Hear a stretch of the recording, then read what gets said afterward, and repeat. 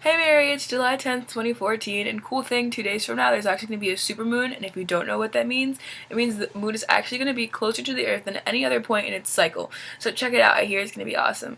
If you're wondering who this is sitting next to me, this is Michelle, coming all the way from Queens, New York. She came to visit, so I figured why not have her in my blog. Hey! You right there?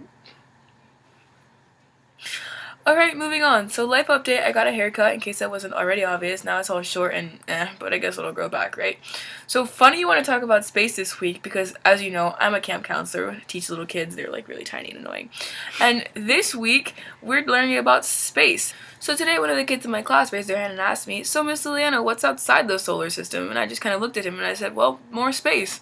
And he said, "Well, how can it just keep going forever without us knowing where it stops?" And I said, "Well, because we don't know where it stops. There's some things we just don't have answers to." And he said, "But why not?" And then I just got really uncomfortable and said, "Why are you asking me these questions?" And then I changed the topic. But the point is, teaching the kids about the solar system, you start to realize just how small and insignificant the Earth actually is in comparison to the entire universe. For example, fun fact I learned today, do you know how many Earths it would take to fill up the sun, Michelle? 1.3 million. That's a lot of Earths! Pale blue dot is an understatement. So you talked about how insignificant the arbitrary borders that we draw between us become when we extend and broaden our perspective.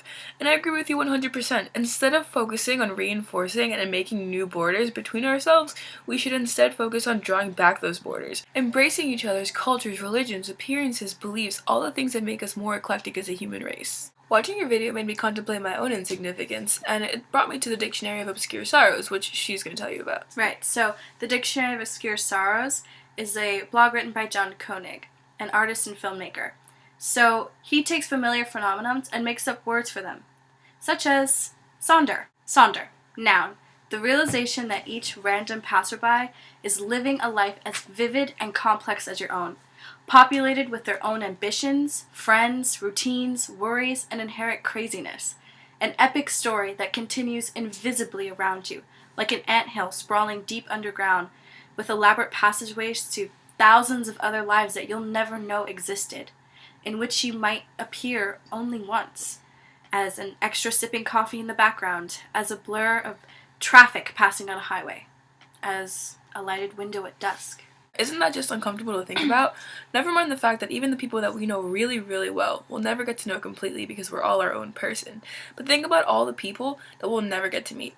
All the people that we interact with every single day and know nothing about and will probably never see again. Right, I was thinking about that today when we were walking the dog, where going through the neighborhood, passing all of these houses, and I'm thinking, there's so many people inside each and every house with their own lives, their own dreams and desires.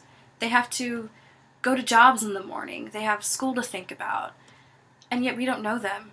We might never know them, and they might never know us. No matter how hard we try, there's no way for us to experience every place, meet every person, do everything we want to do in this life. But we sure as hell can die trying. I'm sure you've heard it a million times before, but here I am telling you again. You're not going to get anywhere in life sitting around being butthurt all the time. Your time on this pale blue dot will inch by faster than you care to realize, so don't get hung up on all the problems we make for ourselves. Remember, the existential crisis is only real if we make it real. Alright, my Yuri, that's all I have for you on Delicious Ambiguity today. Hope you enjoyed our video. If you did, subscribe, leave comments, you know, that's how it works. Once again, this is Michelle from Queens. If you're looking for a too long don't watch note, then get out of your room, stop moping, stop watching Netflix, and go do something with your life. See you next week!